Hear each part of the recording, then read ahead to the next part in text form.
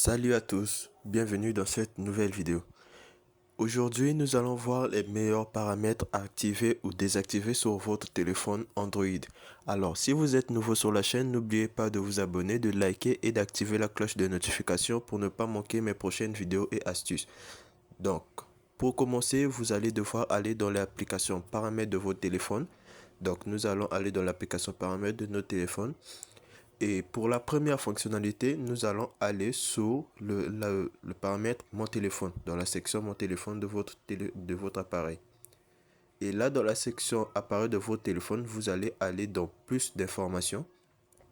Et sur Plus d'informations, vous allez cliquer sur Informations sur le téléphone. Et ici, vous allez juste pouvoir voir la durée d'activité de votre téléphone, c'est-à-dire pendant combien de temps votre téléphone est allumé, depuis combien de temps votre téléphone est allumé et fonctionne. Comme vous pouvez voir ici, sur moi, c'est 71h33 minutes. Et là, vous pouvez avoir encore d'autres informations sur votre téléphone, comme l'adresse IP, l'adresse MAC Wi-Fi, le code email des cartes SIM, ainsi de suite. Et donc, pour la deuxième fonctionnalité, nous allons revenir en arrière.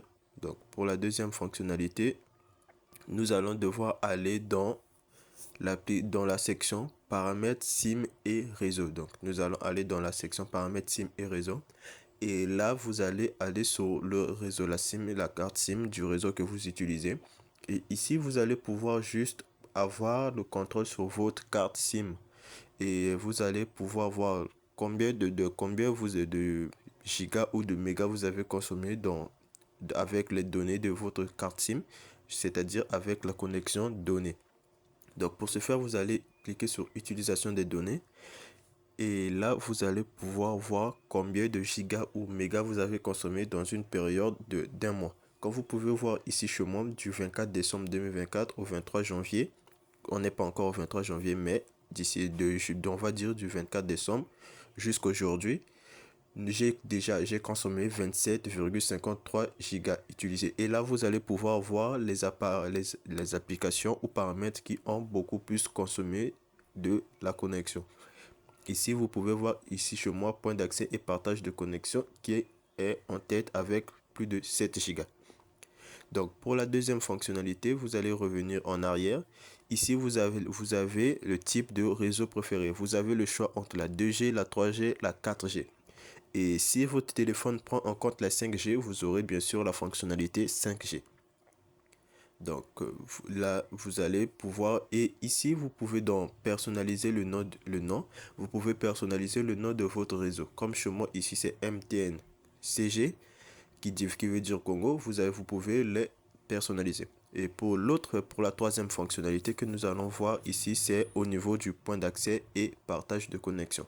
Donc, nous allons cliquer sur point d'accès et partage de connexion.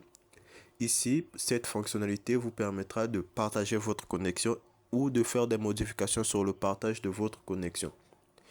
Vous pouvez par exemple partager la connexion via Bluetooth ou via un câble USB. Et là, les câbles USB, c'est plus pour les ordinateurs.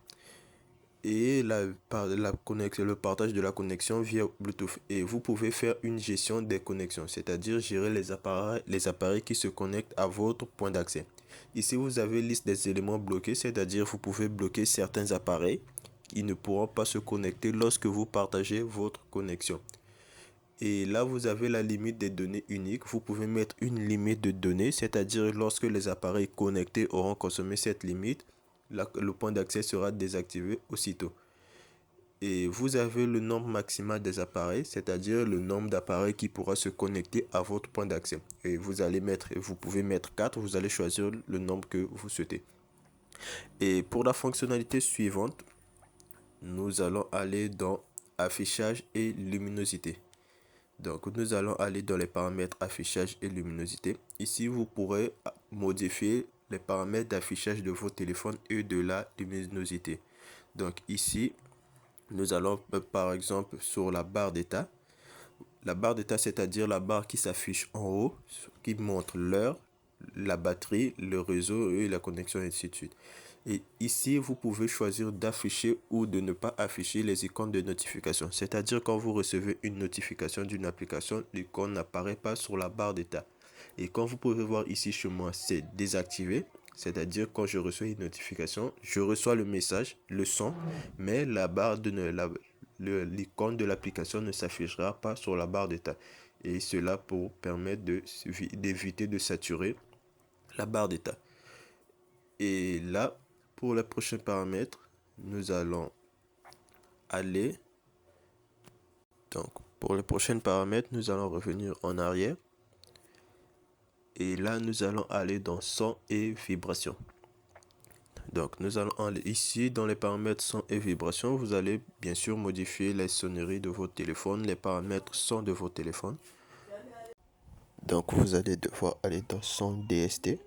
Et ici, dans son DST, vous allez pouvoir modifier les paramètres son de votre téléphone. Vous pouvez mettre musique si vous jouez à de la musique. Donc, ici, dans son pour la musique, ici, vous avez le choix entre le son stéréo. Donc ici, vous pourrez modifier les paramètres de votre téléphone. Les paramètres sont de votre téléphone. Alors, si vous êtes nouveau sur la chaîne, n'oubliez pas de vous abonner, de liker et d'activer la cloche de notification pour ne pas manquer mes prochaines vidéos et astuces. On se dit à la prochaine et prenez soin de vous. Bye.